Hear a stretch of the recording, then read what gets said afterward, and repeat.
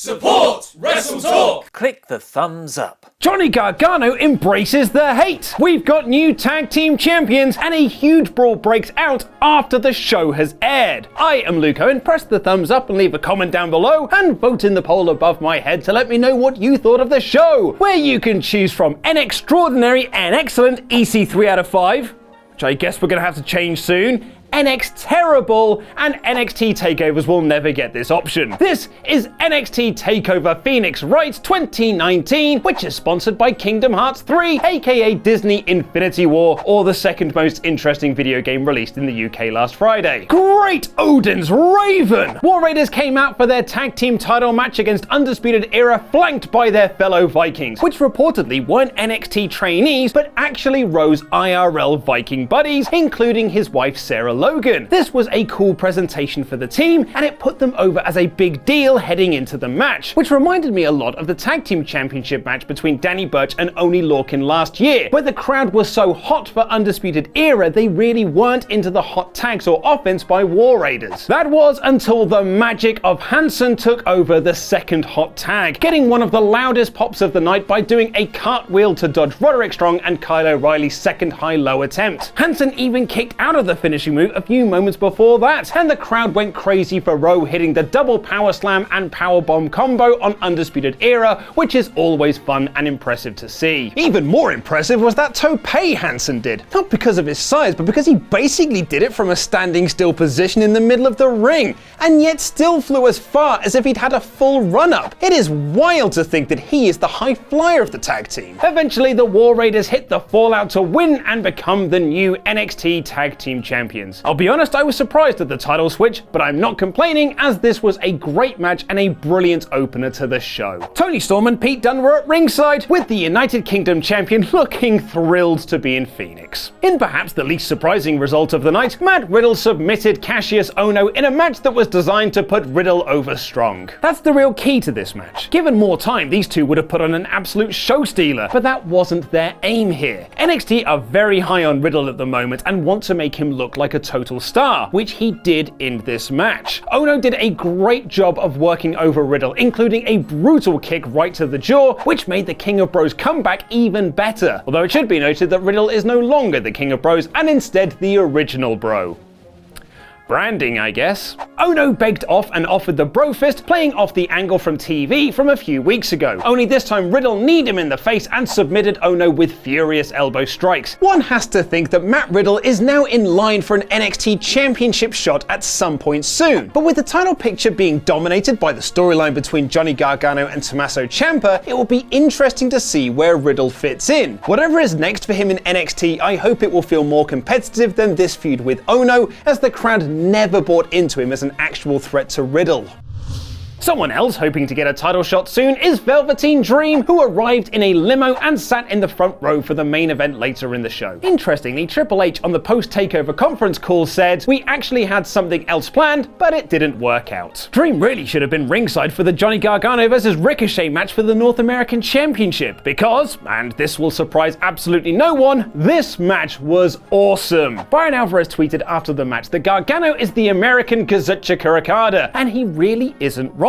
He is Johnny Wrestling, he is always Johnny Takeover, and now he is Johnny Champion. He's also a genius when it comes to his ring gear. In the past, we've seen him come out like comic book heroes such as Thor and Captain America, but in more recent times, since his quote-unquote heel turn against Alistair Black, he's come out as the Punisher and Venom, and here he was adorned in a costume that resembled Dark Phoenix, the X-Men character of Jean Grey that was taken over by a dark force to make her Phoenix, which is exactly what is happening to Gargano in this storyline. He's been taken over by a dark force, and that dark force is Tommaso Ciampa, which was highlighted in the video package that came before the match. It was also a nice touch because this show took place in Phoenix. And while this match was everything you would have expected and so much more, the video package that played before it was absolutely incredible and even better in hindsight. Every time Johnny Gargano had something to say, he was almost echoed by a voice in his head telling him what to do, and that voice was NXT champion and his former DIY teammate and now full-time nemesis Tommaso Ciampa. This is the most compelling and well-told character-driven wrestling storyline in a long,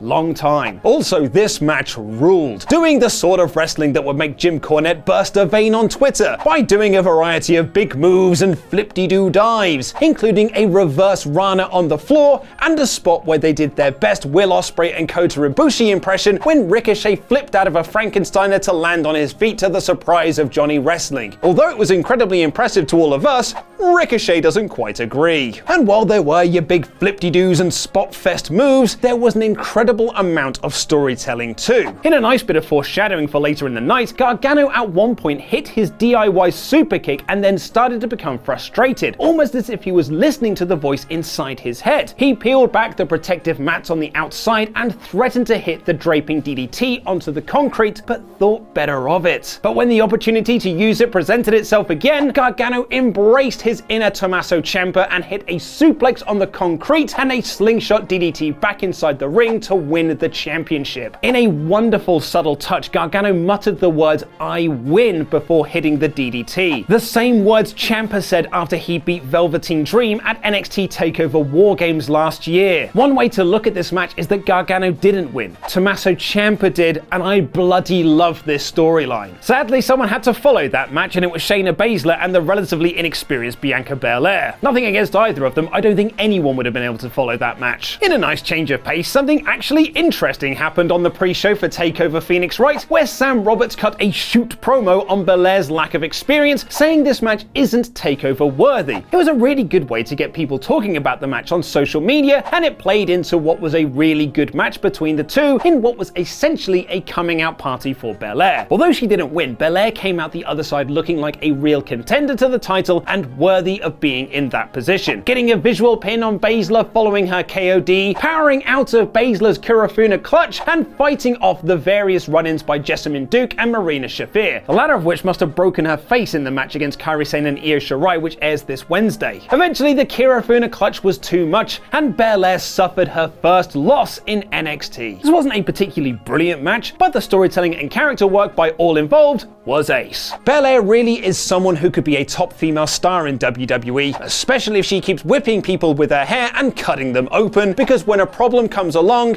you must whip it good. And in the main event of the show, Tommaso Ciampa overcame Alistair Black to retain his NXT Championship. This told a very simple story that played throughout. Early on in the match, Black tweaked his knee on a dive, and Ciampa then spent the rest of the match working it over. It led to several spots later on where Black couldn't hit big moves as his leg would give out, which was only made worse when Ciampa exposed the concrete floor, like Gargano did earlier in the night, and Black hit diving knees off the apron onto it. It meant that Black struggled to hit several moves as his leg would give out, including the finishing sequence of the match where he couldn't hit Black Mass, and Ciampa hit his fourth fairy tale ending to retain the title. I guess we can kick off the Alistair Black to the main roster speculation now. There was so much detail in the storytelling of this match. At one point when he was dominating, Ciampa took in some water because hydration is important, but Black kicked it out of his hands and sprayed the water everywhere. Then when Black was on top and somehow managed to overcome his leg injury to hit the triple moonsault, he slipped on the water, allowing enough time for Tommy to recover and hit the first of his 4 fairy tale endings. Ciampa also tried to hit his DIY running knee at one point and continued this subtle storytelling by also yelling "I win" after the 3 count, which added a new layer to the best character-driven storyline in wrestling, as NXT champion Tommaso Ciampa was joined on stage by North American champion Johnny Gargano for them both to lift their belts. Heel DIY stood tall as the show went off the air. But there was actually some more drama that was so big not even the end graphic could stop it. After the show went off the air, there was a brawl at the top of the stage between DIY and Adam Cole against Black, Ricochet and Velveteen Dream, which will likely be shown in full on NXT TV this coming Wednesday, but you can sort of see it here in this footage shot on Twitter, and because this is social media in 2019, of course it's shot in portrait. It's funny really, because this wasn't the best takeover of all time, and probably wasn't as good as any of the takeovers in 2018, and yet it was still a fantastic show. Every match delivered what it set out to do, and the main event story of heel DIY is so damn good. The opening match was a lot of fun. Matt Riddle was made to look really strong in beating Kassius Ohno, and Bianca Belair has a case for a rematch against Shayna Baszler at the next TakeOver event. And it cannot be said enough, this main event storyline of Johnny Gargano and Tommaso Ciampa is just incredible. Even if this didn't match up to previous takeovers in terms of in-ring work, NXT TakeOver Phoenix is still an extraordinary. It's the Royal Rumble tonight, and you can check out our predictions for the show by clicking the video on screen right now, and become one of our awesome pledge hammers on Patreon to join in the predictions league. I've been Luke Owen, and that was NXT.